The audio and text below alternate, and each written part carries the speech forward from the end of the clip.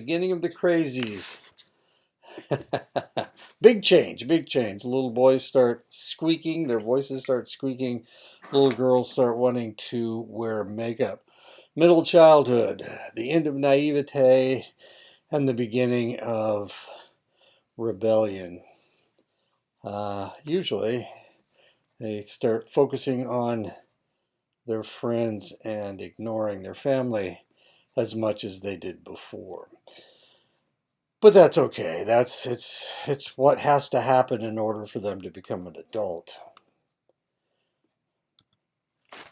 Height and weight, growth in height and weight during middle childhood slows considerably. African American boys and girls tend to grow faster than white children do. The body's failure to produce enough growth hormone leads to growth deficiencies. Growth deficiency in this case is a stature that is below 5 feet. And there are some people that are naturally under 5 feet tall. My mother was only 4'8", and she ate fairly well. They lived on a farm during the Depression, but and they tended to have all the food that they wanted. She was just a small person, and my family's small. I'm only 5'6" myself. I have a daughter that's only 4'11", and I certainly fed her as the best I could. Anyway, so stature below 5 feet, especially if it's a male. Girls and boys remain the same size for most of middle childhood, but girls will begin their prepubertal growth spurt 2 years before boys, about age 9. And of course, this is what it looks like. They're in the same grade, and they probably maybe were a boyfriend girlfriend, and now all of a sudden she is 5'6", and he's only 5 feet tall. It will take boys until their adolescence to catch up with the girls of the same age. It makes for some strange dancing at preteen dances, of course. And of course, if we were panning around the room, we would see this all over the place. Acceptance by peers at this age often predicated on external appearance and physical competence. Both boys and girls often use advanced maturity as a criteria for selecting friends and leaders, and it becomes very, very different than it was in the past, and very different than it will be in the future. All the way through high school, this will be the rule. But as soon as they graduate from high school, and become young adults, they become more individualistic. But for this time, there's nothing that can pull them away from their peers. Greater muscle development as a child ages leads to more and more physical activity. Children will develop bilateral coordination, strength, flexibility, impulsion, speed, precision, rhythm, and balance.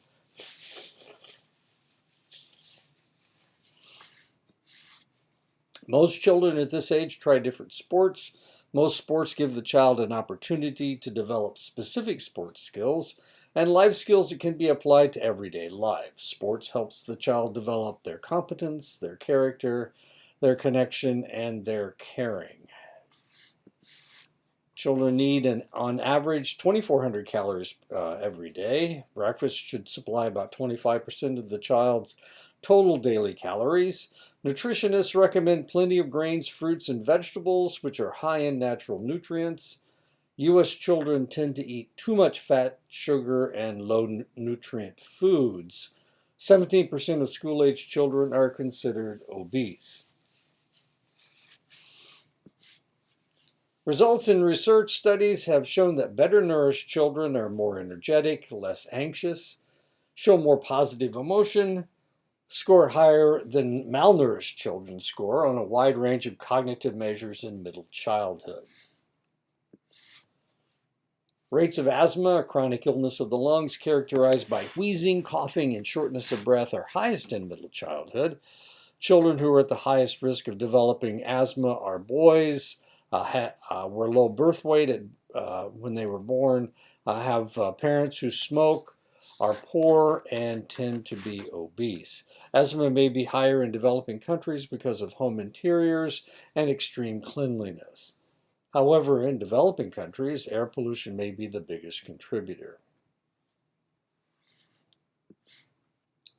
African American children are at a greater risk than other children in the United States for developing asthma, but their parents seem to be the most responsive in creating an environment that avoids asthma triggers. Maintaining health and fitness. Exercise promotes health and fitness. Participation in a variety of competitive and recreational sports, for example, tennis, bowling, leads to a lifetime fitness regimen. 15% of boys and 26% of girls do not exercise 3 times a week where they breathe hard or sweat. And I've noticed that sweating seems to be something that people don't want to do.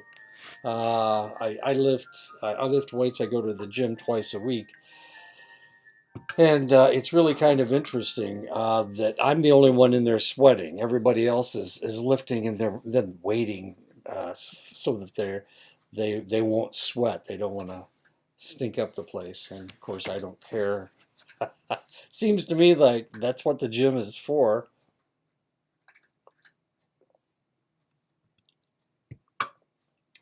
Vision and hearing problems. Most children in middle childhood have keener vision than when they were younger. Almost 13% of children under 18 can't see at all or have impaired vision. About 15% of 6 to 19-year-olds, mostly boys, have some hearing loss. Why boys? Because it's sex linked.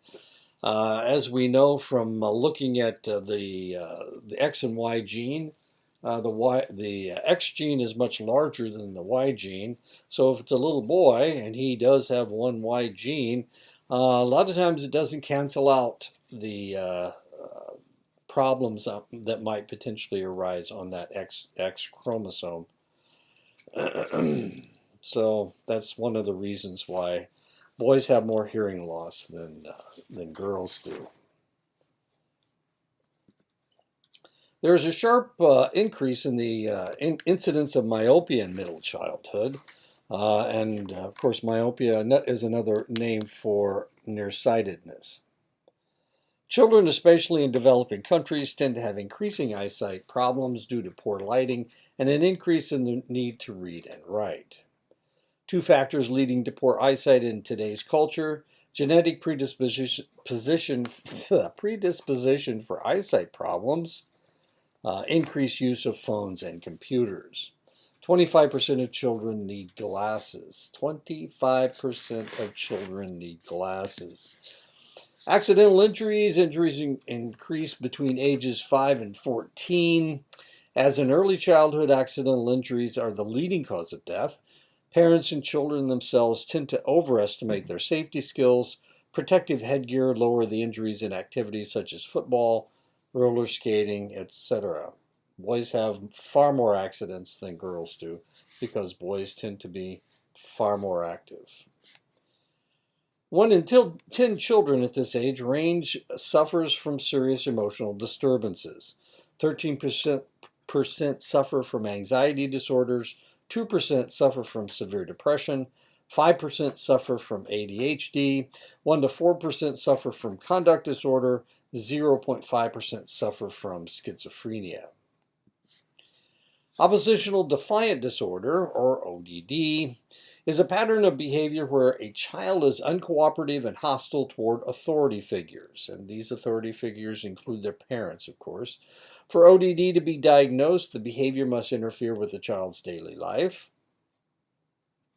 15% of school-age children struggle with ODD, but most grow out of it before they are diagnosed with the more severe conduct disorder. This has a lot to do with puberty. At puberty, a lot of things change. ADHD can become more severe. It can be, or it can go away completely. The same way with ODD. A lot of times there is a personality change at puberty, and the child will no longer have ODD. Hopefully they don't, because if they do, they're not being diagnosed with ODD anymore. They're being diagnosed with conduct disorder. ODD is often comorbid with ADHD, learning disabilities, anxiety disorder, or mood disorders. And some people think it has a lot to do with the fact that the child has had a difficult time at school, and that is one of the reasons why they're not getting the information that they really should be getting from school. They don't understand things because of learning disabilities, and that's one of the reasons why they are having problems and are defiant, because they're going to school and they're being told that they need to know this, and they can't read, they can't do whatever, add and subtract, and it makes them feel inadequate. The concrete operational stage runs from ages 7 to 11 and usually introduces the child to more complex mental operations that will initiate the child into the world of academia. Cognitive advances, understanding of spatial relationships better. They understand seriation, which means a child can arrange objects in a series based on one or more dimensions, such as weight, lightest to heaviest, or color, lightest to darkest. They understand the principle of identity, which is part of conservation. They understand reversibility, the classification, understanding to reverse classifications. Subtraction becomes possible. It's kind of interesting because the whole concept of addition makes sense. You know, I've got 2 more apples, that gives me 4. Now I get 5 more apples, that gives me 9. The addition makes a lot of sense. Subtraction is less logical, and for that reason, is a concept of there's an abstract thinking process that needs to take place. Horizontal décollage, they master ideas of conservation of different items at different ages. Volumes of liquid, when you pour it into a different sized container, it's still the same amount of liquid, it just looks different. Solid measures are the same in numbers. And of course, if you're a farmer and you're dealing with these kinds of things on a daily basis, all of this makes a lot of sense. The fact that I've got a bag of grain and now I need to pour it into a container. Will it fit in that container, or is the container too small? This is something that you learn very quickly. Children in middle childhood become better at dealing with organization. They understand that there is a difference between a whole and the sum of its parts. This is known as class inclusion. The individual also understands seriation, or the ability to scale objects according to a dimension. Efficiency of mental operations is based on an individual's ability to encode, store, and retrieve information. One question is how much information children can handle at a given time. How quickly and accurately can they process the information? Meta-memory is understanding the process of memory. Information is gathered from our senses in our sensory register and filtered to determine which information the individual is going to allow into their thought processes. Most of our thought takes place in our working memory. The working memory can only hold a limited number of items for a limited period of time. Learning information must take place in a form of permanent storage, and that is the long-term memory.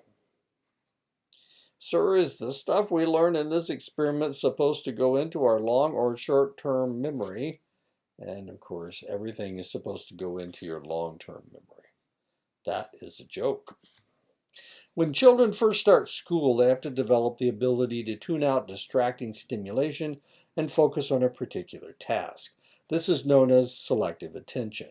A second grader may have trouble concentrating on a task if there is music playing, but by the 6th grade, the child won't be bothered by the music, theoretically. When a child starts school, they begin organizing their recurring processes in their memories as scripts that they can repeat when needed. Toothbrushing script, the buttoning clothes script, zipping up clothes script, tying shoes script, sitting quietly when at school script, doing math at math time script. Most people think that they live in Lake Wobegon, where all the women are strong, all the men are good looking, and the children are above average. At least that is how parents think of their children. That is why intelligence tests are tolerated in the United States. The significant rise in IQ scores during the 20th century is known as the Flynn effect. In 1999, James Flynn recognized that the median IQ score had increased from 1932 till 1997 by as much as 20 points.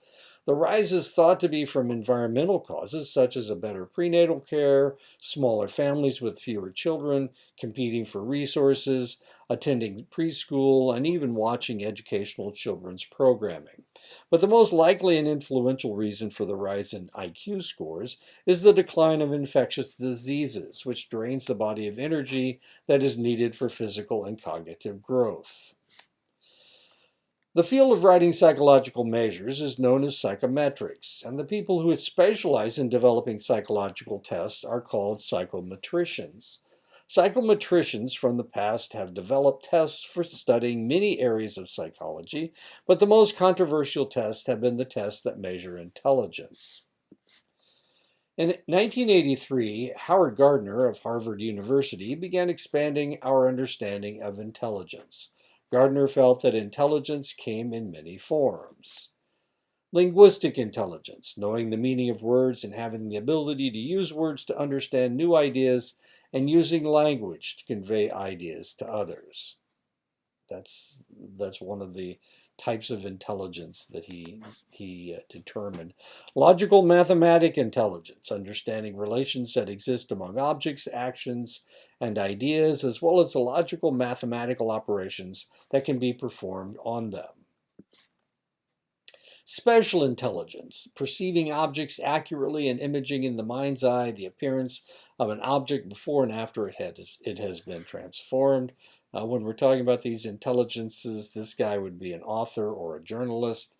This guy, would, of course, would be a mathematician or a physicist. This guy would be an engineer or possibly a physicist. Musical intelligence, comprehending and producing sounds varying in pitch, rhythm, and emotional tone. And that, of course, would be a composer or just someone who plays a musical instrument. Bodily kinesthetic intelligence, using one's body in highly differentiated ways, as dancers, craftspeople, and athletes do. And of course, this person would become a dancer, craftsperson, or an athlete. I have a good friend who is who's an artist. She paints pictures, and she would be one of these individuals. Interpersonal intelligence, identifying different feelings, moods, motivations, and intentions in others, and that would be a psychologist or a social worker. Interpersonal intelligence, understanding one's emotions and knowing one's strengths and weaknesses. I'm not sure who that would be. 1999, Gardner added naturalistic intelligence, recognizing and distinguishing among members of a group, species, and describing relations between such groups. This would be a gardener or a farmer of one ilk or another. Gardner's latest addition to his intelligence was existential intelligence in 2002, considering ultimate issues such as the purpose of life and the nature of death. And that is existential intelligence. Gardner based much of his theorizing on the research being done with savants, individuals with mental deficits who showed extreme intelligence in one or more domains. And I'm going to show you two videos, maybe. And yes, I am.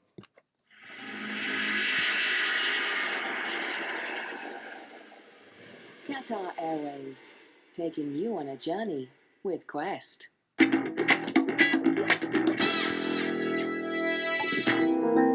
The Public Library in Salt Lake City, Utah. It's often said that the mind works in mysterious ways. In the case of 55-year-old Kim Peek, this is truer than most. He's the world's most famous savant, a confounding mix of mental disability and brilliance. My zip code, where I used to live, was 10003. Where is that apartment? Lower East Side. Lower East Side. My office is at 30303. Where is that? Atlanta.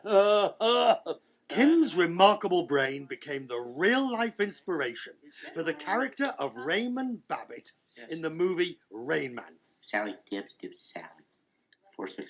461-0192. How did you know my phone number? How'd you know that? Said read the telephone book last night. Dibs, Sally. 461-0192. It's a role that earned Dustin Hoffman an Oscar and brought worldwide attention to the phenomenon of the so-called idiot savant. Dustin walked up to Kim after he'd spent about 6 hours with us in Hollywood, and he touched noses with him, and he says, "Kim, I may be the star, but you're the heavens."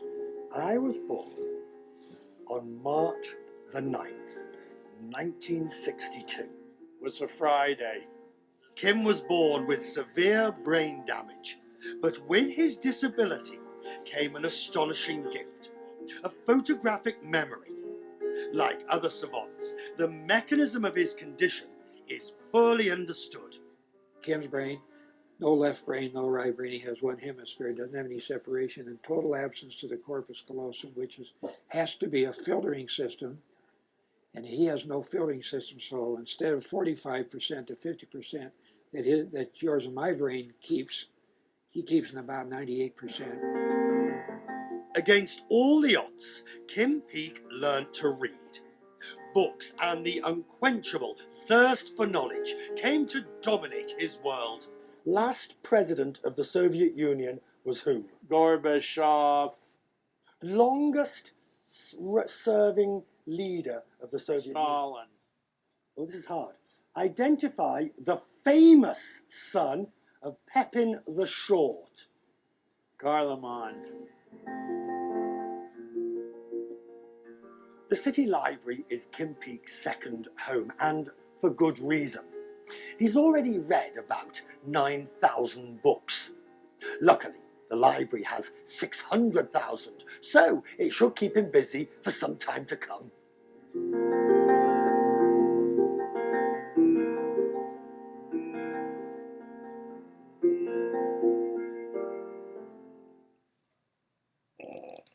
Okay. Let's look at Derek.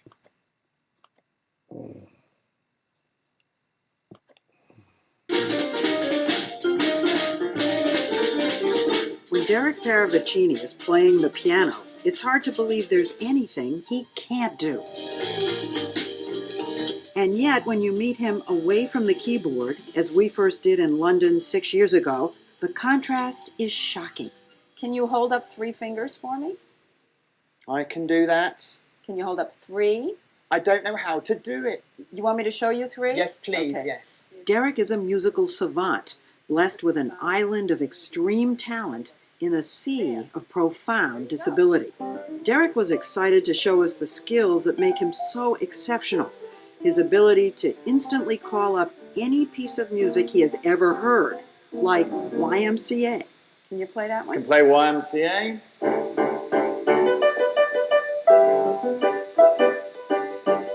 And I asked him to play a show tune. But it isn't just that Derek remembers them. He can transform them effortlessly and seamlessly into the styles of different musicians, like jazz greats. Switch to Oscar Peterson.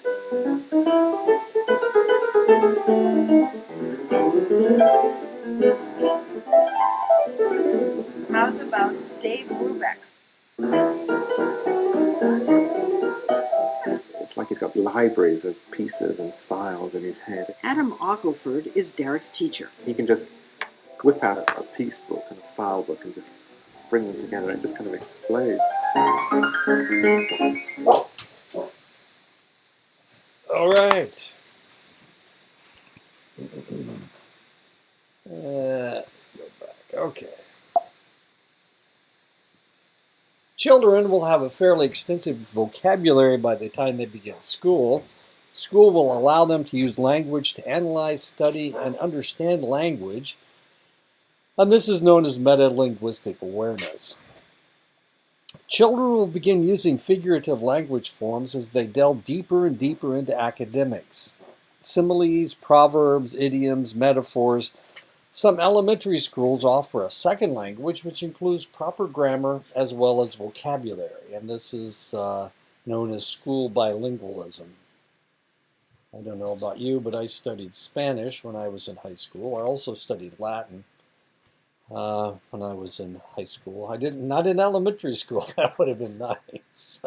Anyway, I also studied Spanish in college, but I can read it, but I can't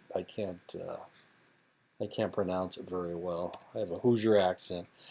Children usually learn to read when they enter school at ages 6 or 7. Reading requires direct instructions and the ability to learn symbols and understand meanings. The two main approaches to reading are phonics and whole language. The phonics approach advocates teaching children to read by breaking down wording into their sound components and then putting them together into words. For the whole language approach, the emphasis should be on the meaning of the written language and whole passages so that children can guess at the meaning or words based on the context. And I have just learned that I have a sister and a brother that couldn't learn by the whole language approach. It didn't make any sense to them. So they couldn't read very well until they started using the phonics approach. Now, the interesting thing is that, of course, I'm older than you guys are. I started school in 1955. My sister started in 1954, and my brother started in 1952. And in 1952 and 1954, they didn't have the phonics method, but they did in 1955. They started using it at my school in Indiana.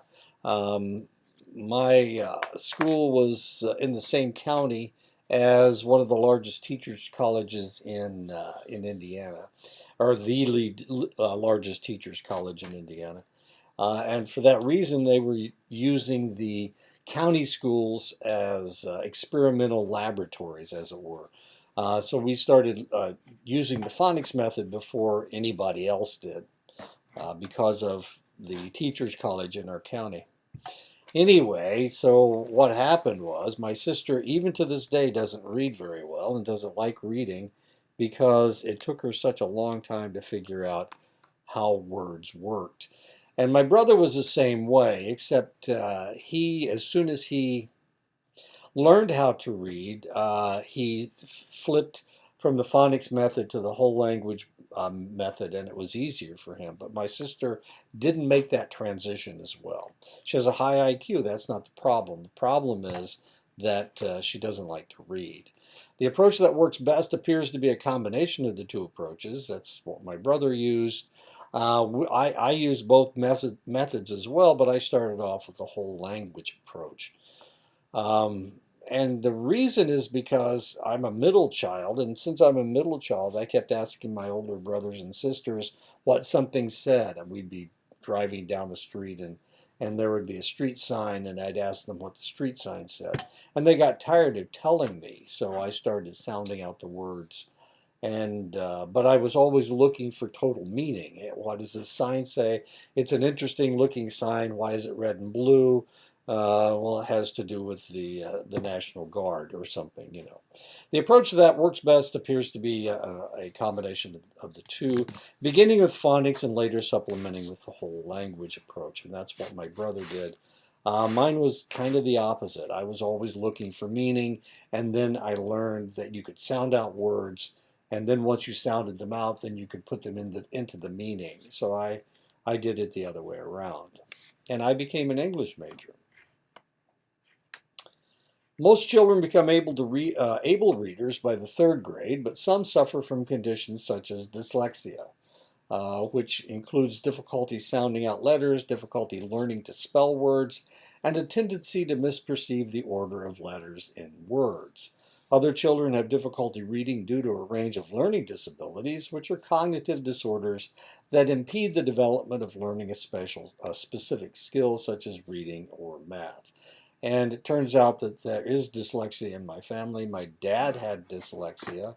You could never read anything that he wrote. He was the worst speller in the world, but luckily he was a banker, so he really didn't have to write anything. He just had to be able to add and subtract. So he was in pretty good shape. And I told you about my brother and my sister. There were 6 of us, so that left 4.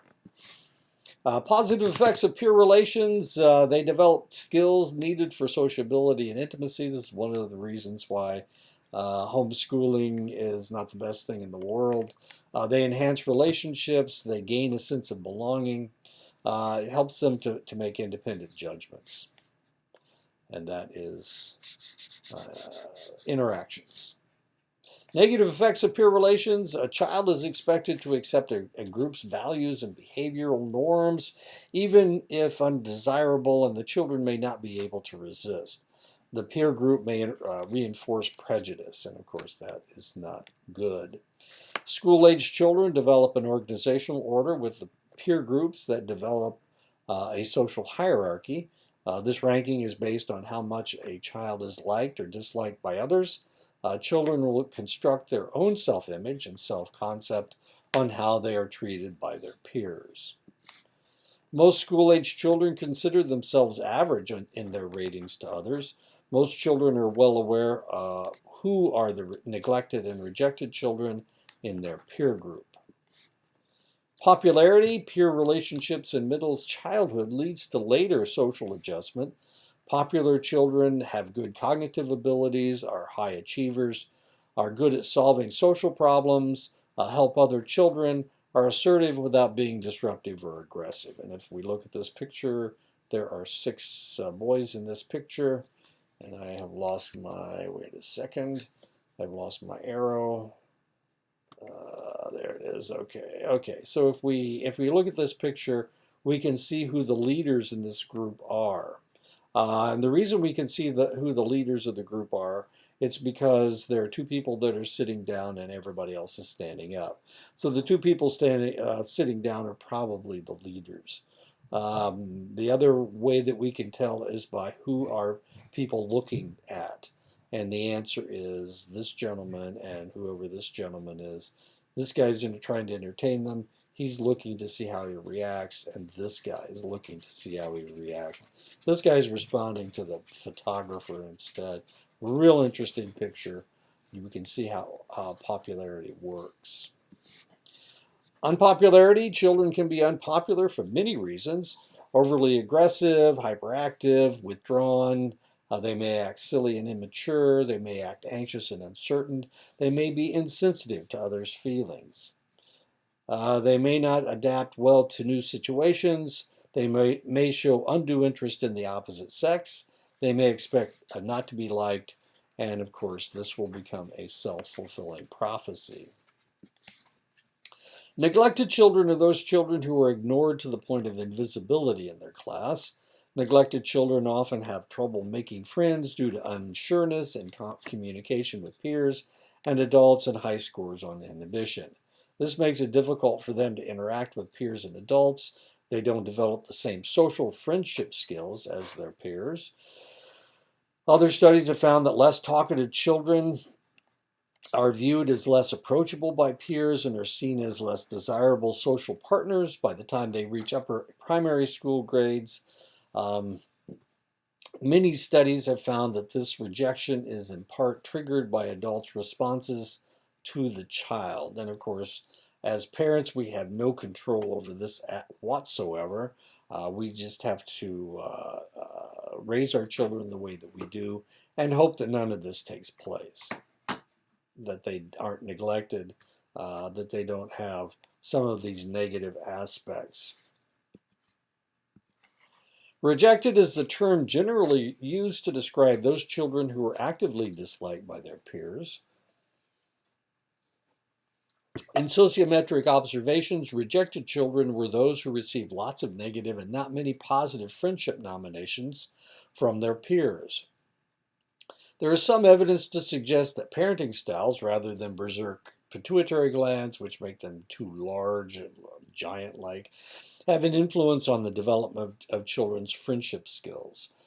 Children that are hostile and aggressive in their approaches to peers have often had similar behavior modeled at home. Selman's stages of friendship: stage 0, age 3 to 7, momentary playmateship. Undifferentiated level of friendship: the children are egocentric and have difficulty considering another person's point of view. They only think about what they want from a relationship. Friends are defined by closeness, material attributes, and physical attributes. Let me give you an example. This is Sally Ann. Sally Ann is Jilly's bestest friend as long as she does what Jilly wants her to do. Sally Ann has the prettiest clothes, so Jilly likes her. Sally Ann has a Powder Puff Girls game station game, so Jilly likes her more. Stage 1, ages 4 to 9, one-way assistance. On this unilateral level, a good friend does what the child wants the friend to do. Doing things together is a momentary thing. Their friend tends to be whomever they are playing with at the time. Jeannie likes Joy because Joy doesn't like purple, so they don't have to fight over Jeannie's favorite doll dresses. Sometimes Joy isn't Jeannie's friend because she won't play makeup with her mom's stuff. Stage 2, ages 6 to 12, two-way fair weather cooperation. Friendship involves give and take, but it also serves separate self-interests rather than common mutual interests to both parties. Sharing is an important component. Friendship is more than being thrown together. Personalities have to mesh. They must share ideas, feelings, and interests. Jeannie and Tia are always together. Sometimes they have little tiffs, and secretly Tia says that she would rather be best friends with Gloria, but Gloria is best friends with her next-door neighbor. Tia and Jeannie always find each other to make sure that neither one is alone. Stage 3, ages 9 to 15, intimate, mutually sharing relationships. Children now view friendship as having a life of its own. It is an ongoing, systematic, committed relationship that incorporates more than just doing things for each other. It is something treasured, and parties become possessive and often demand exclusivity. Girls tend to have 1 or 2 intimate friends. Boys have more or less intimate friends. Melissa and Maya have been friends since starting school, and they have grown into being best friends. They sometimes argue, but not for long. In the 6th grade, Maya started getting pressure from her community to find an Asian friend, but both girls made sure this conflict did not end their friendship. Now they discuss clothes and boyfriends only with each other. Maya has Asian friends, but not friends she can discuss relationships with. Self-esteem. Erickson's 4th crisis begins as a child enters school and starts comparing themselves with their peers. This is the industry versus inferiority stage. Conflict of competence is the task. A view of the self as able to master skills and complete tasks is the crisis resolution. Children rate physical appearance most important. Self-esteem is second in importance. Social acceptance is third. Social support from parents and classmates, friends, and teachers is also important. Divorce was very difficult throughout American history until the 1960s. People who should have divorced decades before suddenly saw light at the end of the tunnel. There was a glut of divorces that peaked in the 1980s. They changed all the laws in the 1970s. In the late 1960s, early 1970s. Before that, the only way that you could get a divorce was if one of the parties was unfaithful. And then you had to take it to court, and you brought in the person that the individual was unfaithful with. And of course, it was very expensive. Either that, or you could go out to Nevada. Nevada had divorce. It was the only state that did have divorce, but you had to become a resident of the state of Nevada in order to get a divorce. So you'd have to spend 6 weeks there. This was before the 1960s. After the 1960s, almost all states passed no-fault divorce laws.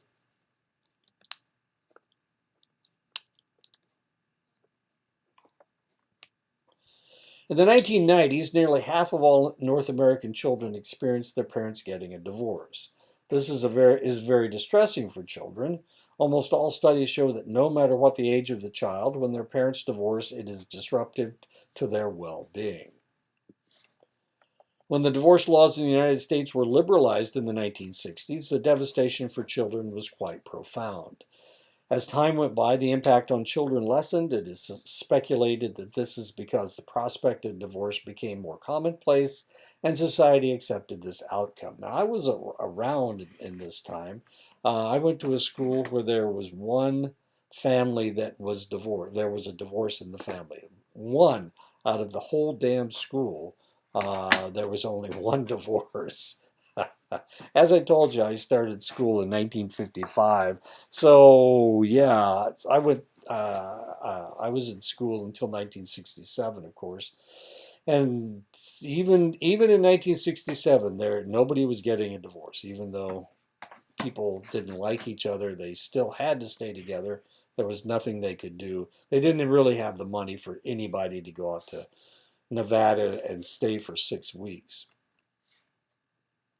They had ranches out in Nevada. This is really weird. They had ranches out in Nevada where people, where usually the woman would stay and become a resident of the state so that she could get a divorce from her husband. As weird as that sounds. Or you could go down into Mexico, but I'm not exactly sure how long you had to stay there in order to get a divorce. I think it was like 3 or 4 weeks also. That's the only way you could get a divorce in the United States before the 1960s. In the 1990s, the outcomes turned negative again as the incomes for single parents became lower. As the children age into adulthood, the products of divorced relationships tend to have more conflict in their own relationships and are more likely to end up in divorce themselves. For a child, the first year after the divorce is the toughest. But by the second year, they tend to adjust to the new circumstance. Children adjust better to divorce if their parents can cooperate with one another, especially on disciplinary matters. Joint custody is the best outcome for the children, though this doesn't always occur. Divorce in child development, the absence of a role model and a source of parental support can lead to problems. Single parents tend to have economic problems that they didn't have when married. Conflict between parents is extremely distressing to the children involved. Many of the problems with divorce are seen in children who just experience the conflict without the divorce. So it's the conflict that creates the problem. If the parents stay in the same household, there's still the conflict, and the conflict causes more problems. Which children are the most affected by divorce? The child who focuses on negative events will suffer greater trauma from a divorce. Children who can handle the threat of divorce will actually be stronger in the long run for dealing with the trauma. Parents can help their children adjust to a divorce situation by not competing with each other. Criticizing their ex-spouse should never be done in front of their children. Children should never be used to mediate disputes between warring spouses. Between 1970 and 1996, the proportion of children under 18 years of age living with one parent grew from 12% to 28%. The rate of marriages is 0.40% per capita per year. The divorce rate is 0.41% per capita per year. So we have more divorces than marriages. Adjusting to divorce generally involves 6 tasks: acknowledging the reality of the marital rupture, disengaging from parental conflict and distress and resuming customary pursuits, resolving loss of the parent they are living with, security and feeling loved and cared for by both parents, familiar daily routines, family traditions, resolving anger and self-blame, accepting the permanence of divorce, achieving realistic hope for their own intimate relationships. Children do better when the father pays child support. This shows that the father is more involved. The frequency of contact is not as important as the quality of the parent-child relationship. Children who do not enjoy a good relationship with their non-custodial father tend to have behavioral problems. Influences on adjustment: age or maturity, gender, temperament, psychological and social adjustment. The parent must handle the following issues delicately: custody and visitation arrangements, finances, reorganization of household duties, contact with a non-custodial parent, remarriage, child's relationship with a step-parent. Younger children tend to be more anxious about divorce. They have less realistic perceptions of what caused it. They're more likely to blame themselves. They may adapt more quickly than older children. They may fear abandonment and rejection. School-age children are sensitive to parental pressures and loyalty conflicts. They fear abandonment and rejection as well. Boys usually find it harder to adjust than girls do. This may depend largely on how involved the father is with his family. In most cases, the mother is awarded custody of the children. Total custodial mothers, 11,268,000, about 80%. Total custodial fathers, 2,907,000, about 20%.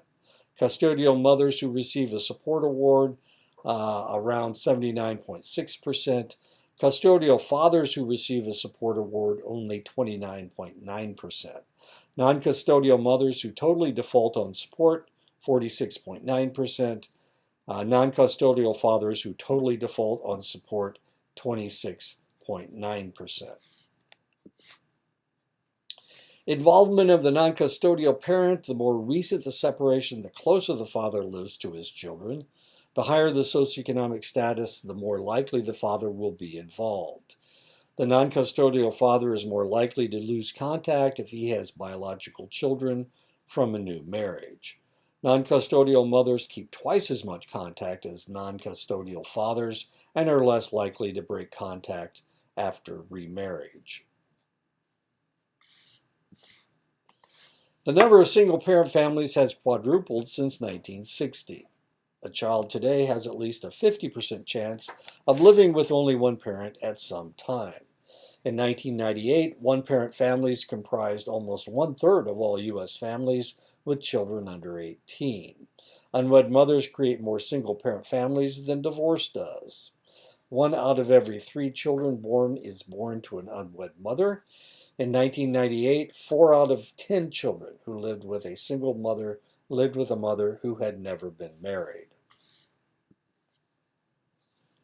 In 2004, over a quarter of births of women ages 25 to 29, 27.8%, and over half of births of women ages 20 to 24, 54.8%, were unmarried women. Birth rates for unmarried women: 52.5 births per 1,000. Unmarried women ages 15 to 44 years. The percentage of all births to unmarried women, about 41%. In 2020, the state with the highest percentage of births to teenagers was Mississippi, with 54.2%. The state with the lowest was Utah, with 19.2%. Arizona had a percentage of 45.2%. New Mexico had a percentage of 51.5%. 75% of divorced mothers and 80% of divorced fathers remarry. 86% of children in remarriages live with their biological mother and stepfather. Sometimes loyalty to the absent parent interferes with forming ties to the step-parent.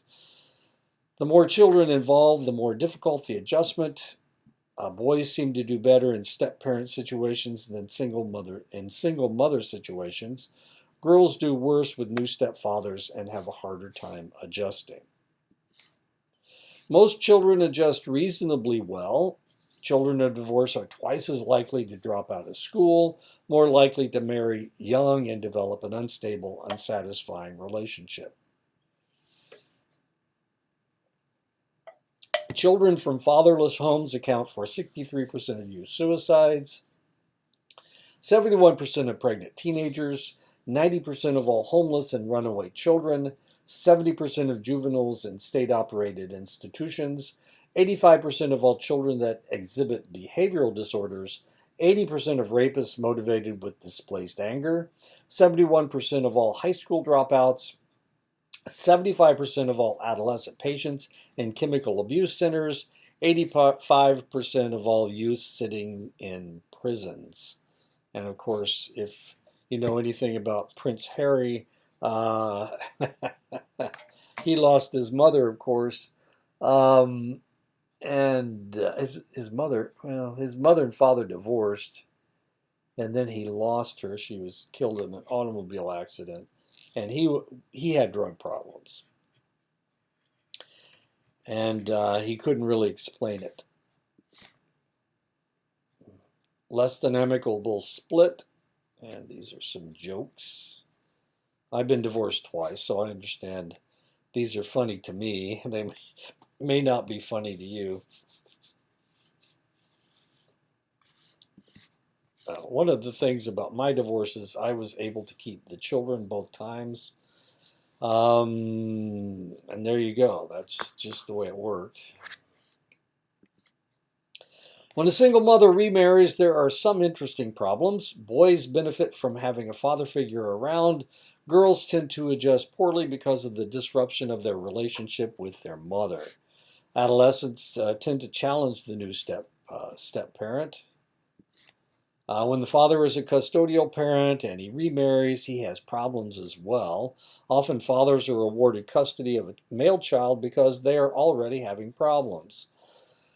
Males adjust poorly to a new relationship because they have lost the exclusive attention of their father. Girls tend to do better. Over time, things tend to work out in blended families. Unfortunately, second marriages have a greater probability of ending in divorce. Then the children just have to go through the same traumas again.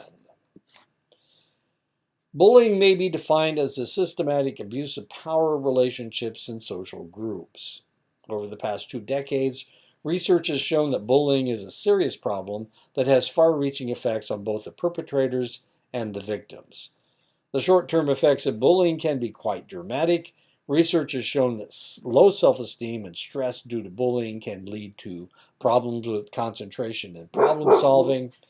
Research also indicates that students who were bullied were more likely to skip school, found it difficult to sleep, and felt ill. Long-term problems that can arise from exposure to bullying include low self-esteem, depressive disorders, difficulty in establishing and maintaining relationships with the opposite sex, in extreme cases, death by suicide. The bully, on the other hand, has a greater likelihood of going on to commit more serious crimes later in life. And that is the end of the lecture. So I'll talk to you guys next week. We'll tackle Chapter 8 next week.